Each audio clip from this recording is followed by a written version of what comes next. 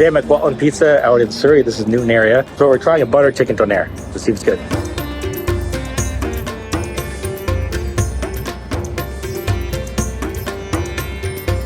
After a bit of surgery, we got this thing open. Let's give it a try. It's really hot.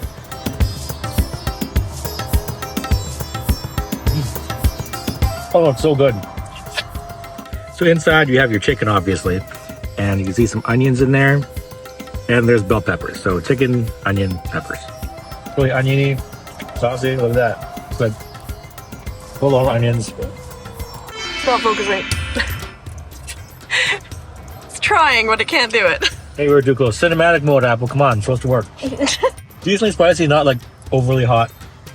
The chicken tastes good. It's like really, really small minced pieces. There's a whole piece out here. So it's a microscopic piece of chicken, but it's easier to eat, right?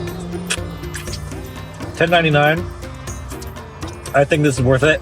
This is Kwantlen Pizza and Snacks out here in 72nd and 152nd. Newton. Out in Newton. What makes the difference is not a pita. This is on naan. So this is extra good. Indian style Donair.